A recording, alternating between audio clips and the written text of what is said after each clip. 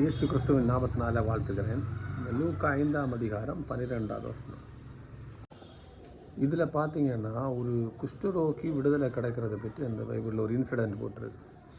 பைபிளில் நீங்கள் எடுத்து பார்த்தீங்கன்னா எல்லா இன்சிடெண்ட்டுக்கு பின்னாடியும் ஒரு ஸ்பிரிச்சுவல் அர்த்தம் கண்டிப்பாக இருக்குது. ஆனால் பைபிள் எழுதியிருக்கிறது எல்லாமே இந்த உலகத்தில் ஜீவிக்கிற ஒரு காரியத்தை குறித்தல்ல, இந்த உலகத்தில் சர்வே பண்ணுற ஒரு காரியத்தை குறித்தல்ல, இந்த உலகத்தை விட்டு எடுத்துக்கொள்ளப்படும் பொழுது நாம் எங்கே செல்கிறோம், அதான் ரொம்ப முக்கியம். இப்போ இயேசு கிறிஸ்து வந்ததே, இந்த உலகத்துக்கு வந்ததே நமக்கு பாவத்திலிருந்து விடுதலை கொடுக்கவும், ரட்சிப்பு பெறவும், பரலோகத்தில் நம்ம சேர்க்கும்படியாக. அப்போ இந்த பைபிள் நமக்கு கொடுக்கப்பட்டிருக்குன்னா இந்த உலகத்தில் உள்ள பாவத்தில் நம்ம விடுதலை பெற்று பரலோக ராஜ்யத்தில் அவரோடு இருக்கும்படியாக தான் இந்த வசனம் இங்கே கொடுக்கப்பட்டிருக்கு. ஏன்னா வசனம் மாம்சமாகி, வார்த்தை மாம்சமாகி தான் இந்த உலகத்தில் வந்துடுது இல்லையா? சேம் தான். அப்போ இந்த இன்சிடென்ட்லேயும் ஸ்பிரிச்சுவல் அர்த்தம் கண்டிப்பாக உண்டு. எல்லா வசனத்தையும் நம்ம அந்த கண்ணோட்டத்தில் தான் பைபிளை படிக்கணும். அப்போ இதில் என்னென்னா குஷ்டரோகத்தை குறித்து ஒரு தாட் என்னென்னா, ஒரு மனுஷனுக்கு குஷ்டரோகம் அந்த காலத்தில் வந்திருக்குன்னா எல்லாராலையும் ஒதுக்கப்படுவாங்க. அது ஒரு படர்ந்து வருகிற ஒரு நோய். முகத்தில் வந்துச்சுன்னா, கையில் வந்துச்சுன்னா, எங்கே வந்துச்சுனாலும் அது ஒரு படர்ந்துகிட்டே இருக்கும். அது நாளடைவில் அதுக்கு வீரியம் கூடும். ஒரு இடத்துல புண் வந்துச்சுன்னா கைக்கு இடுக்கு, கால், கண் எல்லா இடத்துலையும் இடுக்கு வரும். ஒரு பேட் ஸ்மெல் அவனுக்கு சரீரத்தில் அடிக்கும். யாருமே சிம்பிளாக சொல்ல போனால் யாருமே அவனை சேர்த்து கொள்ள மாட்டாங்க. அவங்கள புஷ் பண்ணுவாங்க. அவங்க பாளையத்தின் புறம்பே அவங்கள்ட்ட ஒரு டைப் இருக்காது. நல்லது கெட்டது கேட்க மாட்டாங்க, நீ எப்படி இருக்கேன்னு கேட்க மாட்டாங்க. க்யூர் ஆனால் மட்டும்தான் வர முடியும். அப்போ அப்பேற்பட்ட ஒரு காலகட்டம் தான் அந்த குஷ்டரோகம் அவனுக்கு வந்தது. அப்போ அப்படிப்பட்ட ஒரு சூழ்நிலை இருக்கிறவனுக்கு மனது எப்படி பாதிக்கப்பட்டிருக்கும் நீ கொஞ்சம் யோசிக்கணும். ப்ளஸ் அவன் அப்படிப்பட்ட சூழ்நிலை தள்ளப்பட்டிருக்கலாம், அவன் தெரியாமல் விழுந்திருக்கலாம், அவனுக்கு சரீரத்தில் வந்திருக்கலாம்.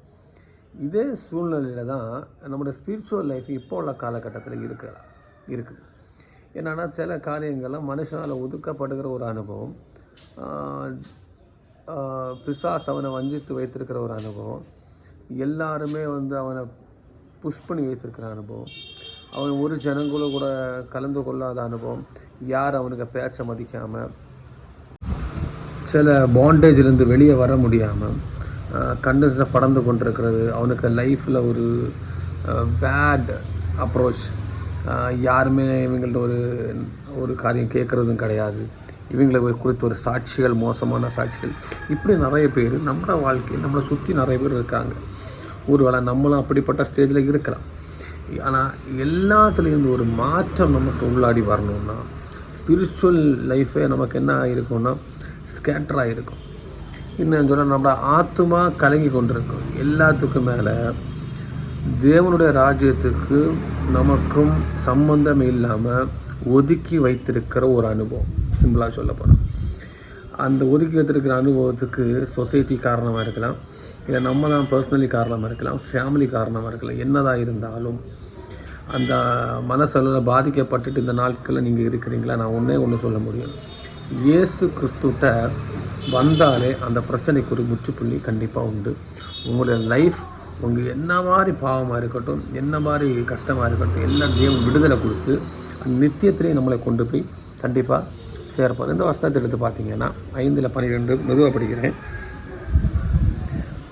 பின்பு அவர் ஒரு பட்டத்தில் இருக்கையில் குஷ்டரோகம் நிறைந்த ஒரு மனுஷன் இயேசுவை கண்டு. அப்போ அந்த குஷ்டரோகம் நிறைந்த ஃபஸ்ட்டு என்ன பண்ணுறான்? இயேசுவை காண்கிறான். இயேசுவை காணணுன்னா நம்ம என்ன பண்ணலாம்? இப்போ இந்த காலகட்டத்தில் இயேசுவை பார்க்க முடியுமா? கண்டிப்பாக அவரை உணர முடியும். எப்படி உணர முடியும்னா பைபிளை நீங்கள் படிக்க இயேசுவை காண முடியும். நம்மளோட வாழ்க்கைக்கு, நம்ம இருதயத்தில், நம்மளை ஆத்மாய்க்குள்ளாடி இயேசுவின் அன்பை ருசிக்க முடியும்.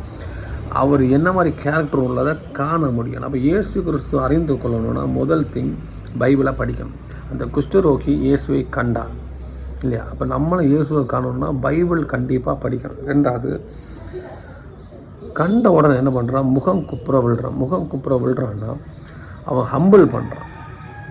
நம்மளால் முடியாத ஒரு காரியம் வர நேரம் நம்ம என்ன பண்ணுறோம்? ஹம்பிள் பண்ணுற ஒரு அனுபவம்.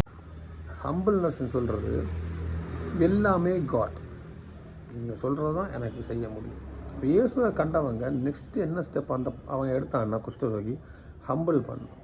ஏன்னா தேர் இஸ் நோ வே, நம்ம வாழ்க்கையை ஒரு சேஞ்ச் பண்ணுறதுக்கு, நம்ம ஸ்பிரிச்சுவல் லைஃப் சேஞ்ச் பண்ணுறது, நம்ம ஆத்துமாயை மாற்றுக்கிறதுக்கு ஒரே ஒரு வழி தான் உண்டு. இயேசுவோடு சேர்ந்திருக்கிற அனுபவம். எல்லாமே நீங்கள் தான். நம்ம படித்தவன், எனக்கு எல்லாம் தெரியும், பணக்காரன், அது ஒன்றும் கிடையாது. ஹம்பிள் பண்ணுறது. அடுத்தது என்னென்னா, ஆண்டவர் உங்களுக்கு சுத்தமானால் என்னை சுத்தமாக்க உம்மால் ஆகும் என்று வேண்டிக் கொண்டு அவருக்கு மேலே நம்பிக்கை வைக்கிறோம். காட் உங்களுக்கு முடிஞ்சுன்னா கண்டிப்பாக முடியும். உங்களால் முடியலையா, என்னை மாற்றதுக்கு யாராலையும் முடியாது. அதுதான் என்ன பண்ண விசுவாசம். என்னாலேயோ இந்த உலகத்தில் உள்ள யாராலேயோ என்னை மாற்ற முடியாது, என்னால் மாற முடியலை. அப்படி ஒரு தருவாயில் உங்களால் தான் முடியும்னு சொல்லி நம்புகிற ஒரு அனுபவம் தான் அந்த விசுவாசம்.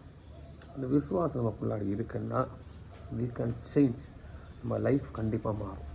நம்ம ஆத்துமா பரலோகத்தை எத்ததாக தேவன் மாற்றுவார். இப்போ தேவன் இந்த வார்த்தை தேவன் உங்களை ஆசீர்வதிப்பார். ஆமென்.